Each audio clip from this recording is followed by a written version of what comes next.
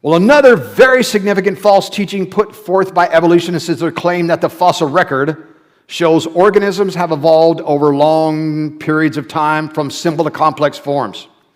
This claim is due to the fact that fossils are typically found below or above other types of fossils, and evolutionists argue that this arrangement shows that life on Earth has changed over time. Now, if we interpret this sorting of fossils from within the biblical worldview, it would appear obvious that this sorting of fossils is due to the successive destruction of biomes during the global flood.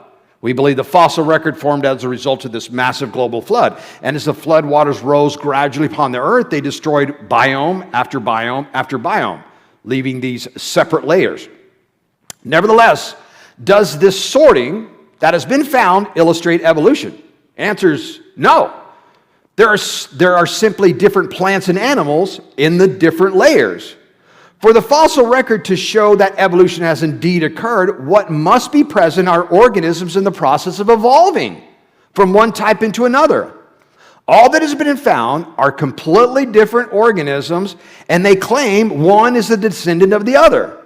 But the intermediate fossil types, called transitional forms, that are needed to illustrate their contentions are glaringly absent. Now, at the time Darwin published The Origin of Species, it's important to know that Darwin himself did not invent evolution. Darwin did not invent evolution. There was a lot of people in Darwin's day that believed in evolution.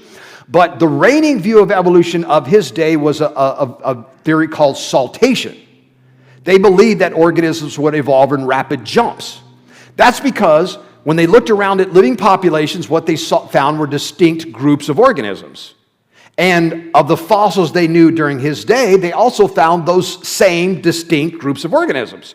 Meaning, like, you got a whole bunch of turtles, and you got a whole bunch of lizards, but there's a huge gap between turtles and lizards. In living populations, there are no transitionals or intermediates between turtles and lizards, and in the fossil record, there were no transitionals or intermediates that they knew of between turtles and lizards. So they assumed that evolution occurred in rapid jumps.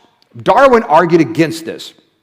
And he used what is now a famous Latin phrase, natura non facit saltum, which means nature does nothing in jumps. Now, Darwin knew well about breeding histories of organisms. He himself was an accomplished breeder of pigeons and knew that this breeding an organism to create a new variety took a long period of time, many, many generations. And he applied this process to nature, what he called natural selection instead of artificial selection. But he knew it was a slow and gradual process. So he argued, no, this process must be slow and gradual. He assumed, and that's what this diagram is there to illustrate, he assumed and sketched out in one of his early notebooks that the gaps between these groups were due to extinctions in living populations. That the reason why there's just a bunch of turtles and there's just a bunch of lizards is that the organisms between them went extinct. But he assumed the fossils were there and just waiting to be discovered. And in The Origin of Species, he actually gives a carefully worded apology that he cannot point to the fossils at that time, but predicts that the fossils would eventually be found. The question is, have they? I mean, we're here well more than 150 years after Darwin published The Origin of Species, and paleontologists have been scouring the globe trying to find these transitional forms that Darwin predicted. But I want to try to make the point of how big these gaps are. James Valentine is an evolutionary biologist at California University, and he makes this confession in his book, What Darwin Began. He says, the fossil record is of little use in providing direct evidence of the pathways of descent of the phyla or of invertebrate classes. Now, so we're talking about taxonomic levels: kingdom, phylum, class, order, family, genus, species. Right? The animals on the screen represent several phyla that he's talking about here, like the phylum Cnidaria, which includes the jellyfish shown there. Coral and sea anemones are all in the phylum Cnidaria. In the echinoderm, shown there by the starfish, you also have sea urchins and sea cucumbers, etc.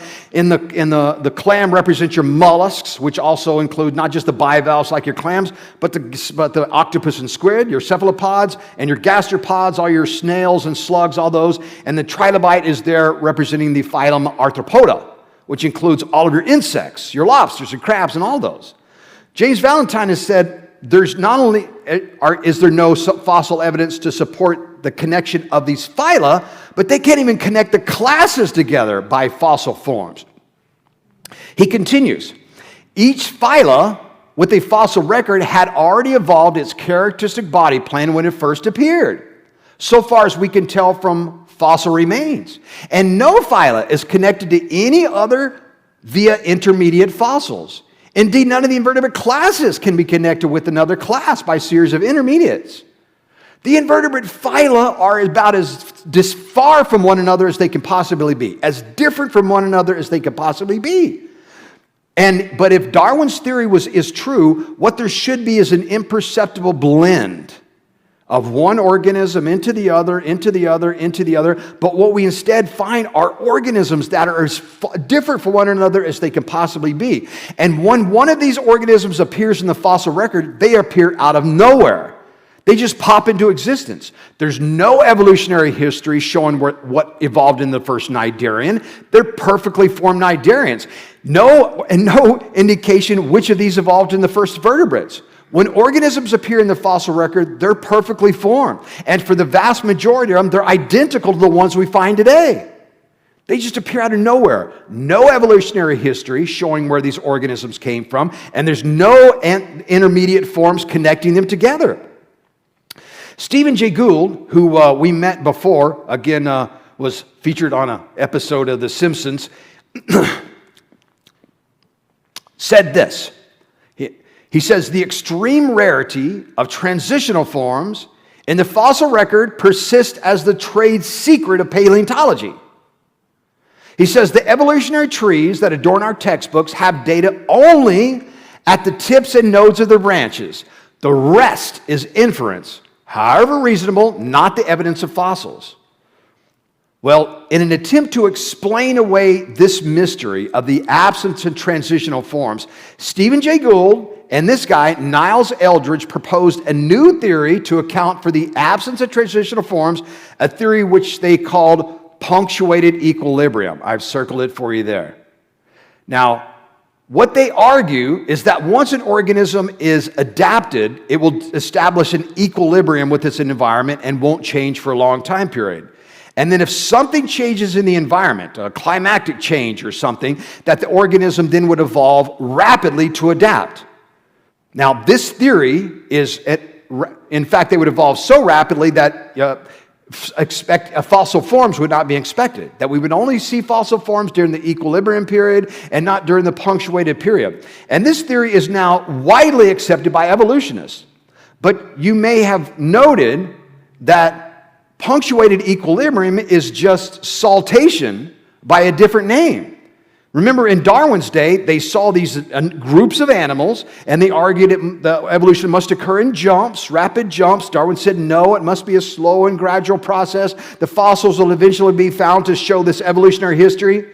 Here we are, well more than 150 years later, they have never found those transitional forms to show Darwin's theory to be true in the fossil record, and so they've come up with a new theory, call it punctuated equilibrium this time, and argue that evolution must occur in jumps so rapid that they won't leave fossil forms. The fact is, for Stephen from Niles Eldredge, Darwin, prophesied that future generations of paleontologists would fill in these gaps by diligent search. 120 years of paleontological research, it has become abundantly clear that the fossil record will not confirm this part of Darwin's predictions, nor is the problem of a miserably poor fossil record. The fossil record simply shows that this prediction was wrong. Fact is, the slow and gradual process that Darwin envisioned should have left abundant fossils, but the evolutionary tree of life that is so often shown without disclaimer is simply without fossil support. It's mostly inference. Instead, what we find in the fossil record are the same distinct groups that we find in living populations. Despite an enormity of effort, the primitive ancestors of the various phyla have not been found in the fossil record, nor can evolutionists connect the phyla to each other by fossil forms. Ladies and gentlemen, people have been deceived by these false teachings and are lost today in a profound way. Now, we use this term lost a lot. You know, people are lost and they need to be saved. But I don't think we understand just how significantly they're lost. I mean, people today, the people that we see every day in the grocery store or walk down on the sidewalk, these people are so lost, they don't understand where they are and they don't know who they are. That's a profound level of lost. They don't know really where they are. They don't know who they are. They believe that they're on a world that just formed all by itself through random natural processes, and worse, that they're nothing but an evolved ape. They're so lost. Again, they don't know where they are and they don't know who they are. It's kind of like the people in the movie The Matrix. Have you ever seen the movie The Matrix? People that were in the Matrix were living in a computer simulation and they didn't even know it, that their bodies were being, a big war had happened a long time. Sorry, sci-fi fan here, and you got to listen to that. It's so hard for me to teach my high school students these days because they don't know my movie references. How do you speak to people? They don't even know who Arnold Schwarzenegger is. But in The Matrix, there was a bunch, though there had been a war between humans and the machines, and all the humans were now being used to generate electricity. We're in a huge power plant, and they were just living out their lives in a virtual reality that had been created by the machines. They didn't know who they are really and what they were. And we are called to wake these people up to the truth of this world, to the truth of creation, to the truth of Jesus. Some, however, we need to keep in mind that some of them are willfully ignorant and simply refuse to acknowledge the truth of what they see. Remember, Francis Crick said that we had to constantly remind themselves that what they see was not created, but rather evolved.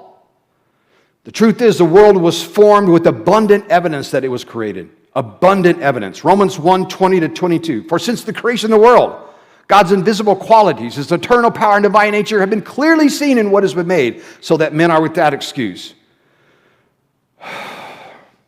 For even though they knew God, he continues, they did not honor Him as God or give thanks, but they became futile in their speculations, and their foolish heart was darkened. Professing to be wise, they became fools.